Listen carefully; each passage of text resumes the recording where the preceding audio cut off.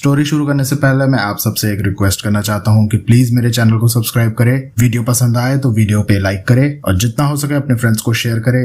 इससे मेरे चैनल को सपोर्ट और आपका प्यार मिलेगा, सो प्लीज कंसिडर इट।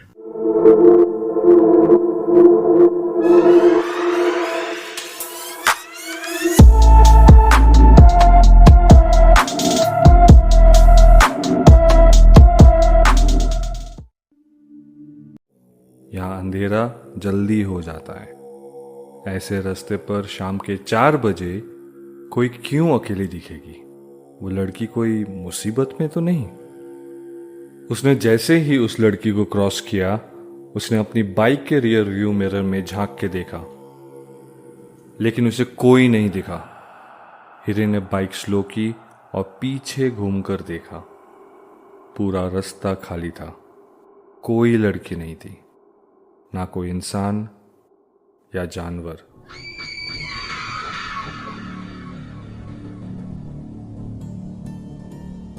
डर, भय, खौफ, आतंक, ये सारे शब्द बस एक ही एहसास को दर्शाते हैं।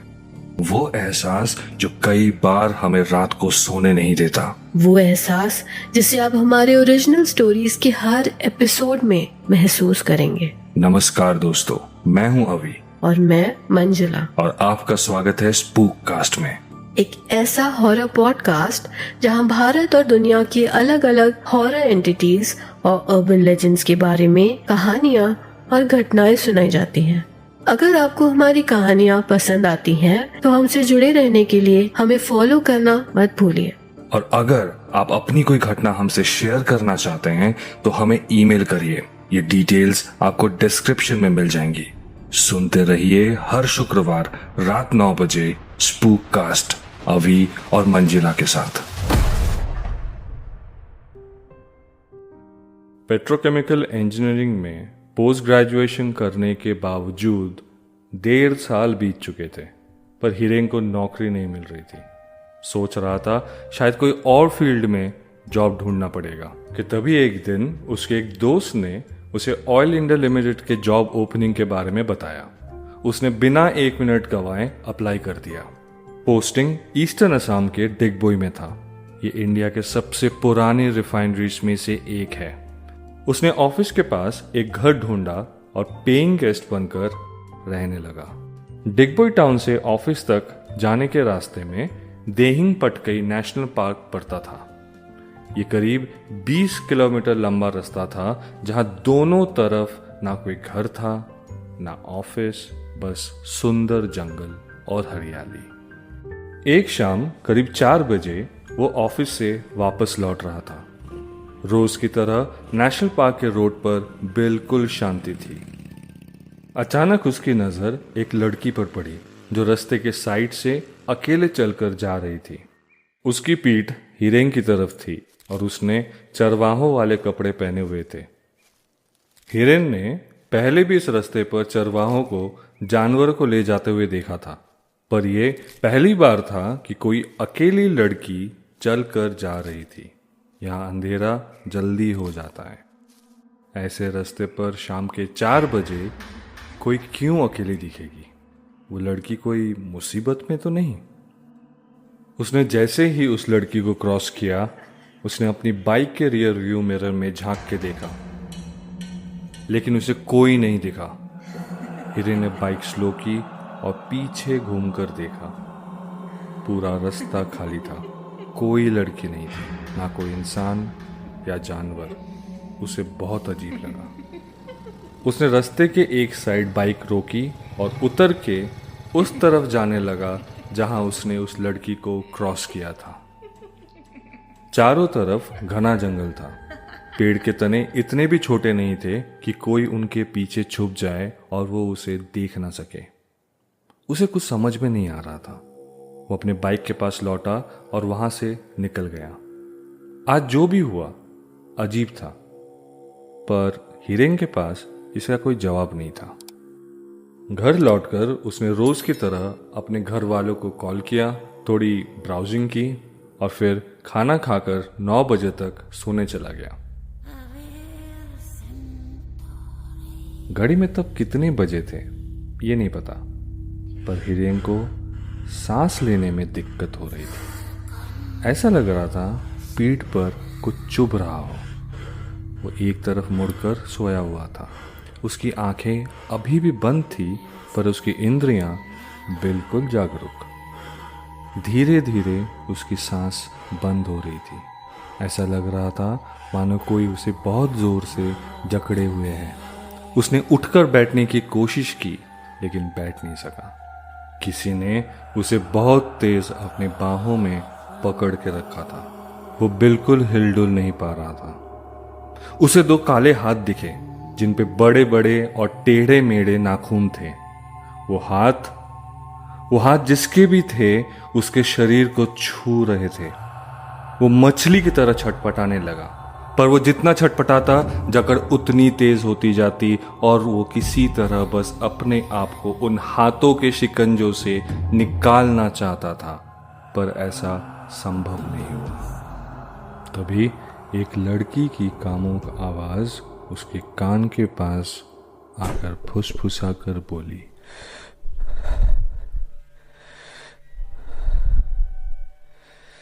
तुम मुझे बहुत अच्छे लगे हो।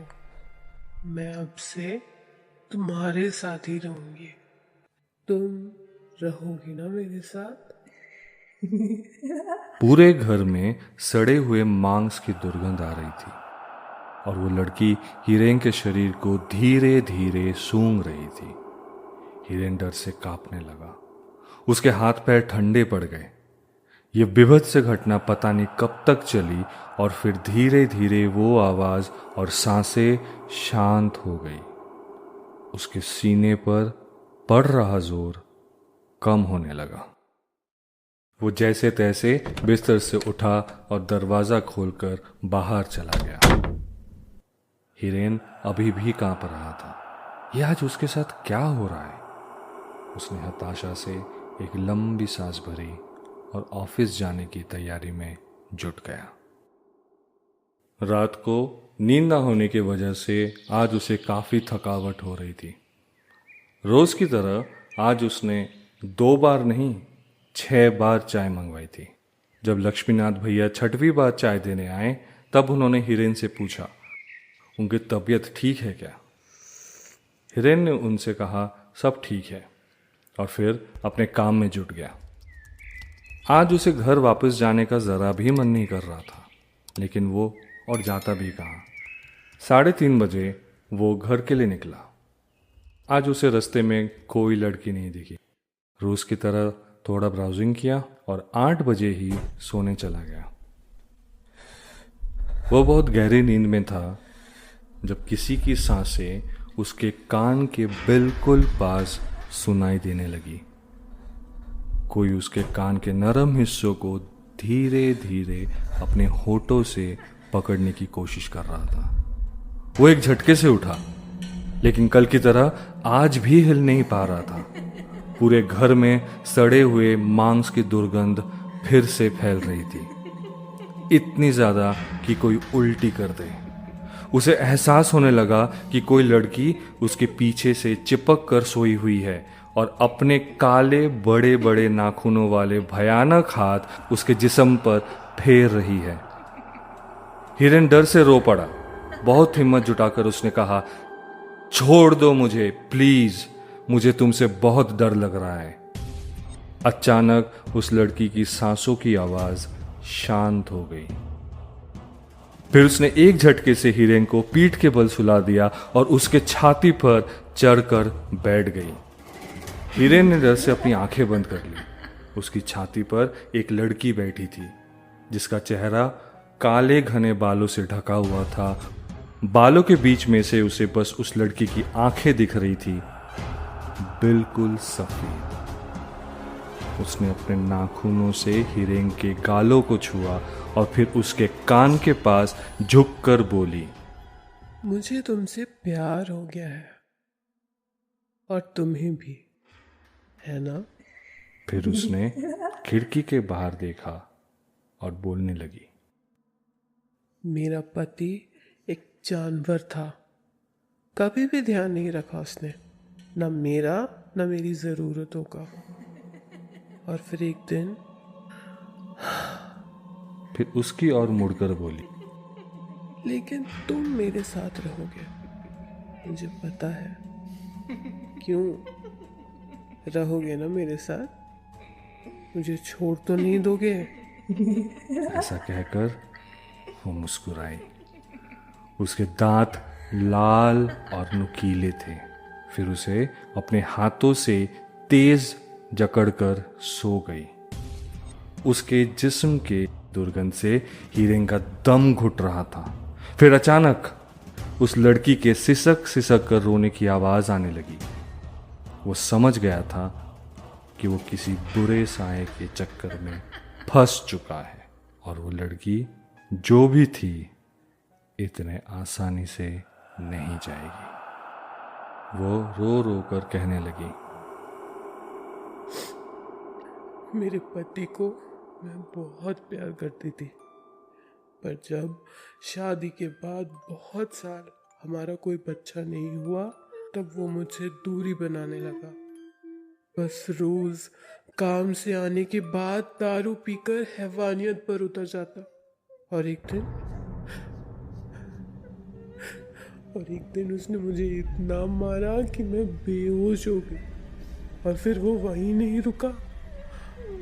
उस बेहोशी की हालत में उसने मुझे गला दबाकर मार डाला और फिर मेरी लाश को मंदिर के पास वाले हाईवे से लगे पेड़ पर लटका दिया और सबसे कहा कि मैंने आत्महत्या कर ली। तुम आज भी नीमतला गांव में पूछना, सब तुम्हें सच्चाई बताएंगे। पर तुम अच्छे हो, मुझे पसंद भी हो, गुस्सा भी नहीं करते। तो अब मैं तुम्हारे साथ रहूंगी, हमेशा रहोगे ना मेरे साथ?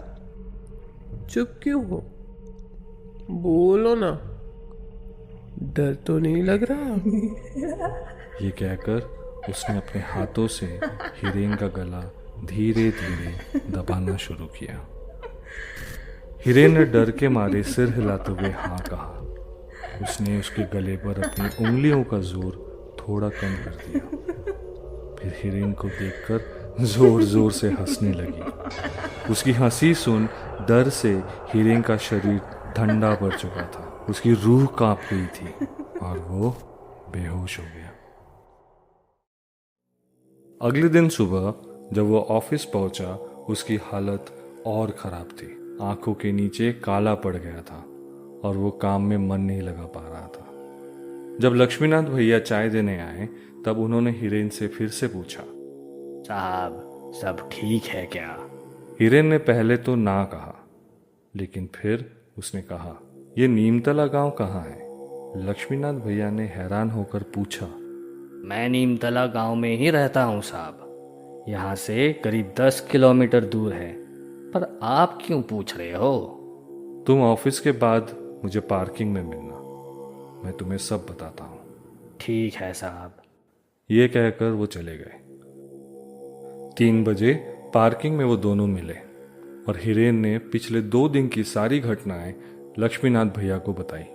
भैया का मुंह सफेद पड़ गया। कुछ देर शांत रहकर उन्होंने कहा, मेरे गांव में एक तांत्रिक है, आप अभी वहां चलो साहब। आपको भी कुमुद की आत्मा ने पकड़ लिया है। वो इतनी आसानी से किसी को नहीं छोड़ती। मुझे भी मतलब? हाँ साहब, कुमुद की शादी हमारे गांव के चरवाहे राम सिंह से हुई थी। पर शादी के बहुत साल तक जब उनको कोई बच्चा नहीं हुआ तब उनमें खूब झगड़े होने लगे। एक दिन सुबह कुमुद की लाश मंदिर के पास वाले पीपल के पेड़ पर लटकी हुई मिली। राम सिंह ने कहा कि बच्चा ना होने के दुख में कुमुद ने आत्महत्या कर ली है। सबने यही मान लिया, लेकिन जिन लोगों ने उसकी लाश को पेड़ से उतारा था उन्होंने बाद में बताया कि कुमुद के शरीर पर बहुत से काले और नीले दाग थे जो कि मार खाने से बनते हैं। लेकिन पुलिस ने इस बात पर कोई ध्यान नहीं दिया और राम सिंह को कोई सजा नहीं हुई। फिर 1 साल बाद राम सिंह की लाश उसी पेड़ से टंगी हुई मिली। उसके बाद से सब कहते हैं कुमुद आज भी गांव से लगे हुए हाईवे पर घूमती है, नया साथी ढूंढती है। अगर कोई उसे देखकर हाईवे पर रुक जाए तो उसे चिपक जाती है और तब तक नहीं छोड़ती जब तक वो मर ना जाए। और अगर उससे कोई पीछा छुड़ाने की कोशिश करे, उसकी लाश उस पीपल के पेड़ पर टंगी हुई मिलती है। ये सुनकर हिरेन के पैरों के नीचे से जमीन खिसक गई। उस दिन हाईवे पर रुककर उसने कितनी बड़ी मुसीबत मोल ली थी, उसका एहसास उसे आज हो रहा था।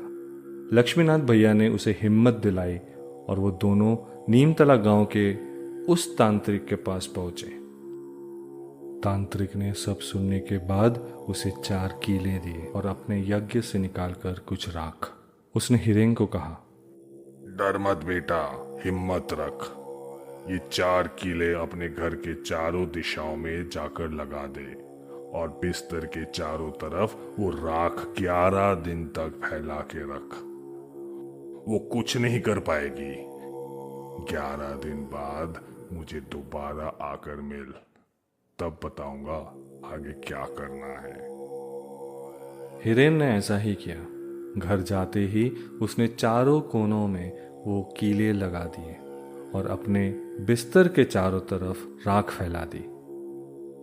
उस रात को घर के बाहर से डरावनी से आवाजें आने लगी। सड़े मांस की दुर्गंध, खिड़कियों पे नाखून से कुरेदने की आवाज और किसी के गुस्से से गुर्राने की आवाज से हिरेन बार बार नींद से जागता रहा। जब वो सुबह उठा तब उसने देखा घर के बाहर सारे जूते फैले पड़े थे और गमले और दूसरी चीजें टूटी फूटी पड़ी हुई थी। खिड़कियों पर किसी ने नाखूनों से गहरे दाग कर दिए थे। ये सब अगले 11 दिनों तक चलता रहा। 11 दिन बाद वो फिर उस तांत्रिक के पास गया। अब उस तांत्रिक ने उसे एक ताबीज दी। जा बेटा, बिस्तर के पास वाली राख को उठाकर नदी में आज ही बहा दे और गलती से भी कभी इस ताबीज को मत खोलना।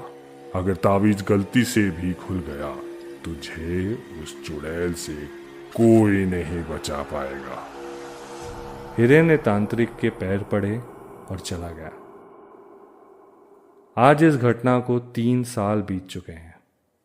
उस दिन के बाद हिरेन ने कभी उस ताबीज को नहीं उतारा और ना ही कभी हाईवे पर किसी को अकेला जाते देख बाइक रोका।